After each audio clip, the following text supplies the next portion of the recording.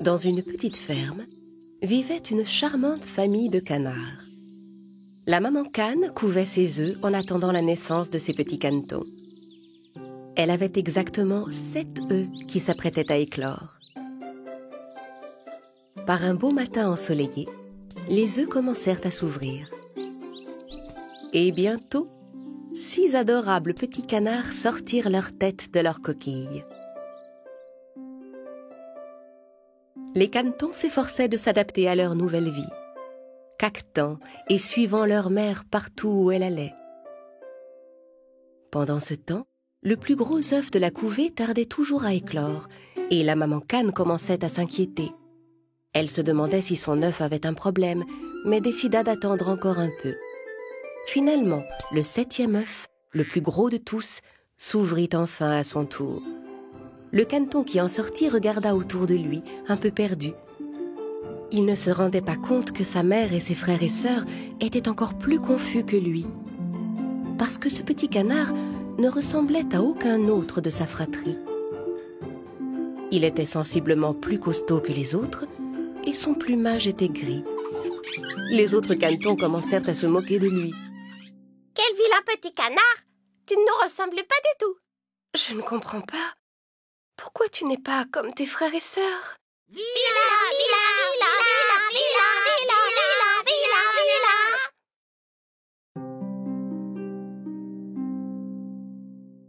Le temps passa et tous les canetons grandissaient.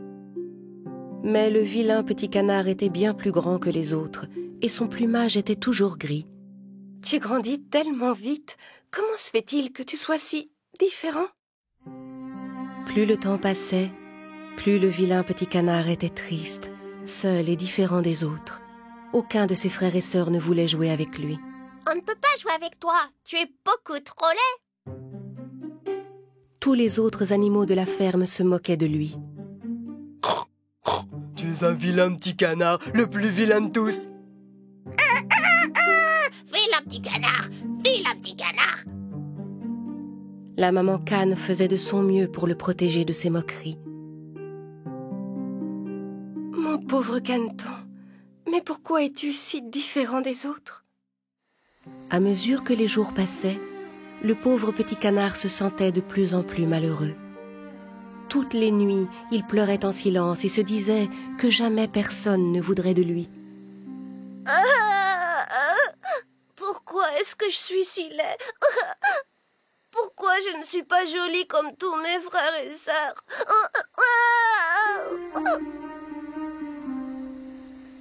Un jour, des chasseurs vinrent à passer tout près de l'étang où vivaient les canards.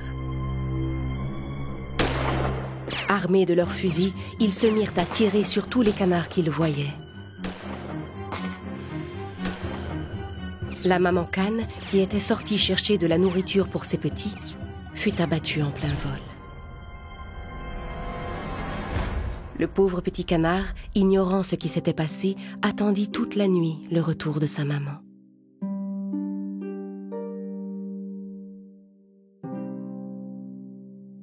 Le pauvre petit ne savait plus quoi faire. Il alla trouver le chien de la ferme, mais celui-ci le chassa. « Va-t'en! Je ne veux pas qu'on me voie parler à un canard, aussi laid que toi !»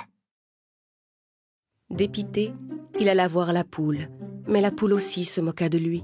« Même moi, je suis plus jolie que toi. » Le vilain petit canard était si triste. « Personne ne veut de moi ici. Si ma maman ne revient pas, je n'ai aucune raison de rester un jour de plus dans cette ferme. »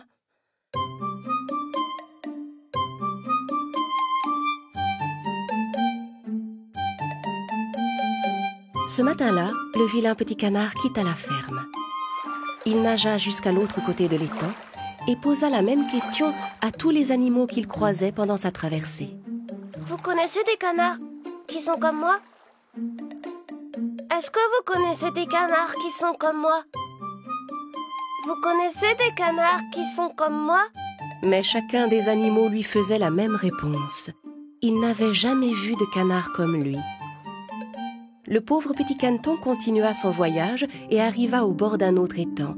Là, il posa la même question aux oies sauvages. « Ne reste pas ici. Il y a des chasseurs qui rôdent souvent dans le coin. Allez, va-t'en. File, allez, rentre chez toi. Une fois de plus, le vilain petit canard s'éloigna. Il finit par arriver au bord d'un autre étang. Cette fois, il était seul, personne d'autre en vue. Puisque personne ne veut de moi, je vais rester ici, caché, pour toujours, voilà.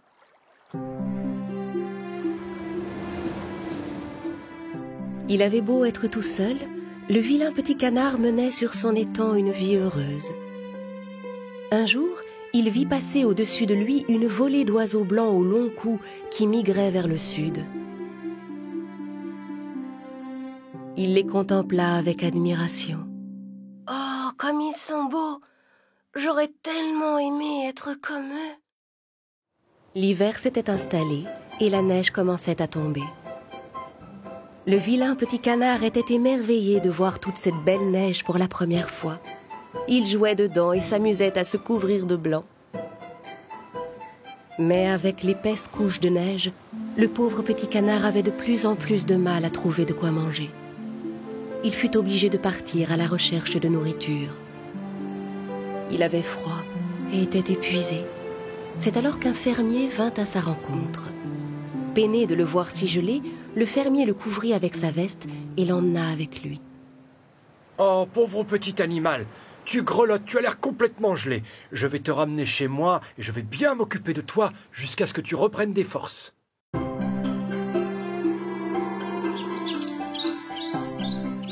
Le fermier fit ce qu'il avait dit et prit soin de l'oiseau jusqu'à la fin de l'hiver. Quand le printemps fut de retour, le petit canard avait bien grandi. Le fermier décida de le ramener dans la nature pour qu'il ait toute la place dont il avait besoin. De nouveau seul sur son étang après tout ce temps passé, le vilain petit canard se pencha sur la surface de l'eau pour y voir son reflet. Il fut stupéfait de ce qu'il vit. Au début, il eut même du mal à se reconnaître et croyait qu'il s'agissait de quelqu'un d'autre qui se tenait derrière lui. Alors il remua ses ailes et vit que son reflet faisait la même chose que lui. Il allongea son cou et le reflet dans l'eau continuait de copier ses mouvements. Il dut bien se rendre à l'évidence, ce magnifique oiseau n'était autre que lui-même. « Comme j'ai changé, je suis devenue comme les oiseaux que j'avais vus passer. Je dois rentrer chez moi pour leur montrer. » Et il se mit en route.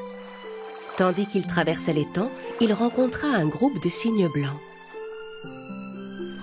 Comme il était l'un des leurs, ils l'invitèrent à se joindre à eux. Le vilain petit canard nageait maintenant avec joie en compagnie des beaux cygnes.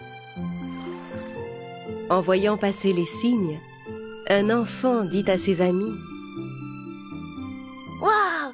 Regarde le jeune cygne là-bas, tout au bout! C'est le plus beau cygne que j'ai jamais vu! » Eh oui, depuis le début, le vilain petit canard était en réalité un cygne qui, encore dans l'œuf, avait par malchance quitté son nid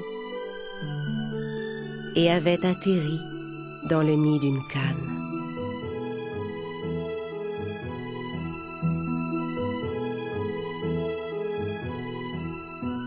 Mais il avait enfin retrouvé sa vraie famille et pourrait désormais vivre heureux pour toujours.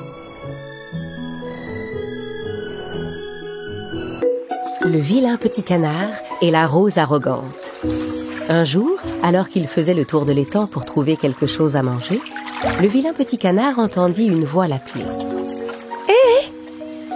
Il chercha d'où venait la voix et découvrit la plus belle rose qu'il ait jamais vue. « Oh, bonjour, tu sais si je peux trouver à manger par ici ?»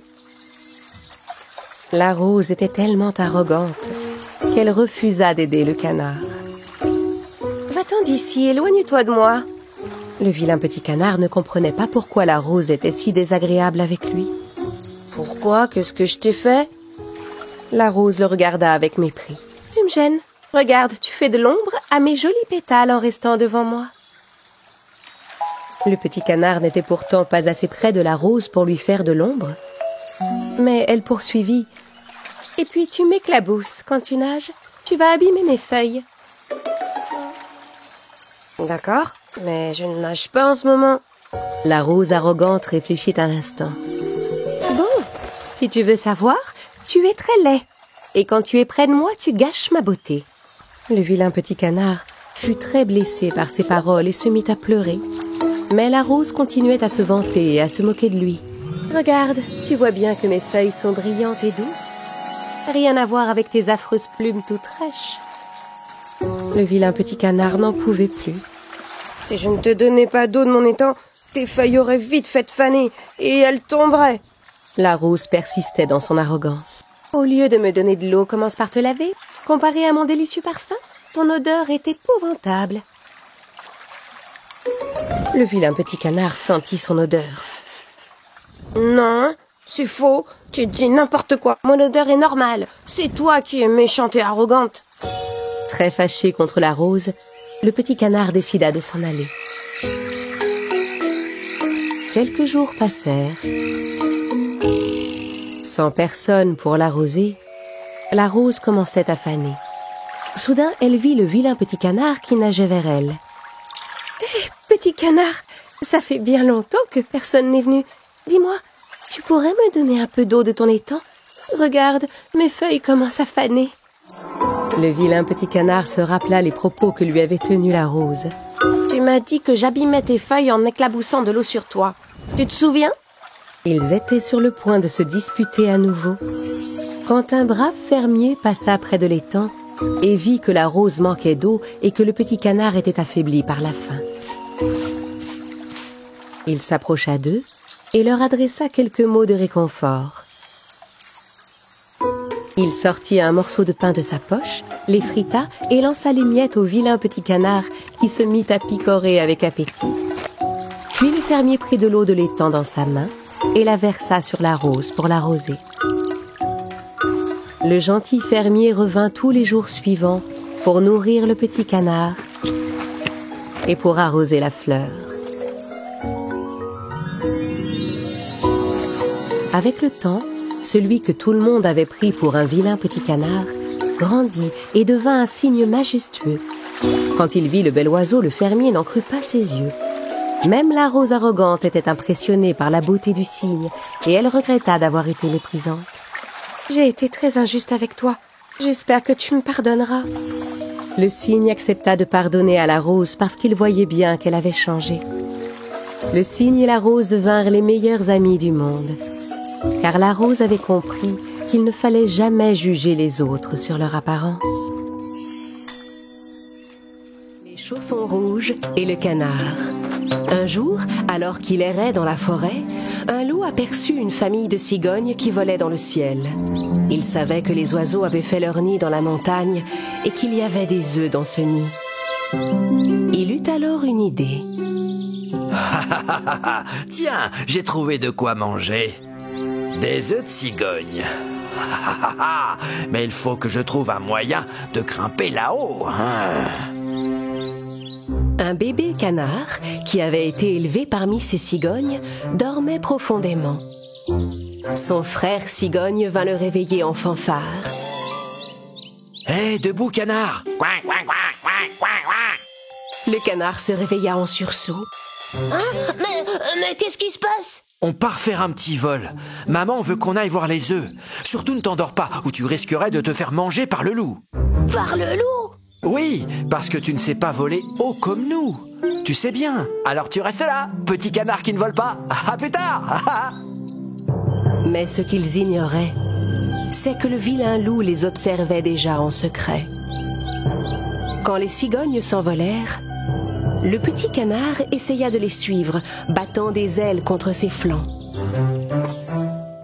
Il espérait qu'un jour, il saurait voler. Il continuait de s'entraîner quand il aperçut quelque chose qui scintillait au milieu des buissons. Oh, qu'est-ce que c'est? Ce qu'il avait vu était une paire de chaussons rouges. Comme ces chaussons sont jolis, ils ont l'air à ma taille, je me demande s'ils me vont. Le petit canard enfila les chaussons rouges et aussitôt, il décolla du sol et s'envola dans le ciel. Hein? Je vole dans le ciel! Je vole dans le ciel! le petit canard rejoignit sa famille cigogne. Mais notre petit canard est là. Waouh! Comment t'es arrivé si haut? C'est grâce à mes chaussons rouges magiques, regardez. Tout en bas, le loup les regardait avec grand intérêt.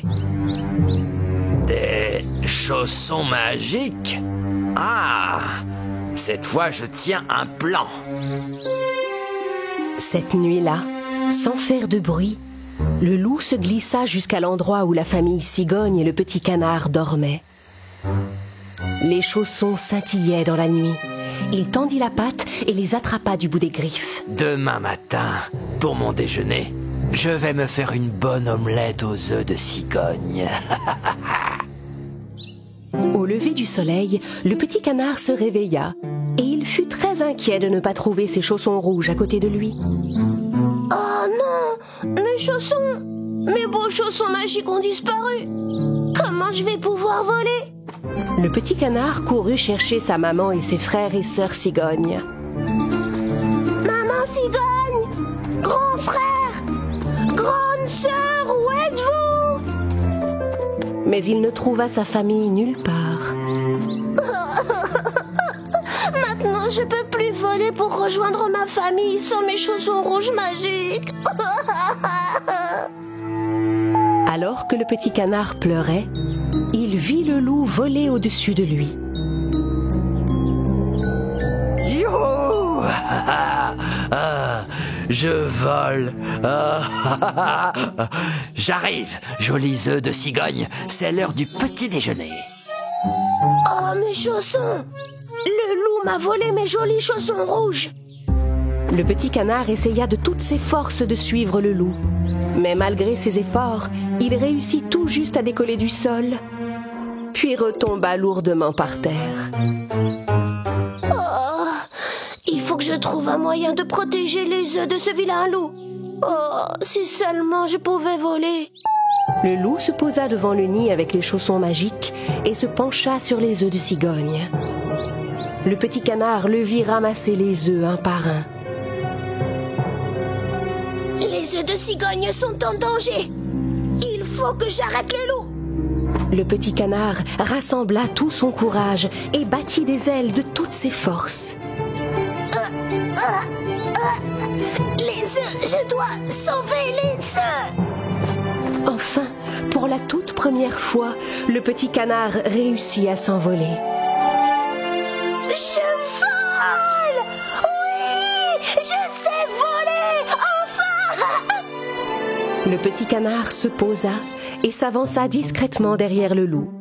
Il attrapa les chaussons magiques et lui retira d'un coup sec. Quoi? Le bébé canard? Mais... À cet instant, la famille cigogne en colère arriva à son tour et chassa le loup loin du nid. Et le vilain loup tomba dans un marécage. À l'aide! La famille cigogne remercia le petit canard d'avoir sauvé les œufs. Tu sais voler aussi haut que nous maintenant, petit frère!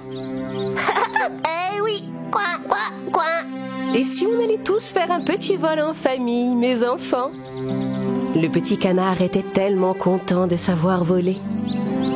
Ce jour-là, il comprit qu'il ne fallait jamais renoncer et qu'il n'avait pas besoin de chaussons magiques. À force de courage et de persévérance, le petit canard était devenu capable de voler comme une cigogne, très haut dans le ciel.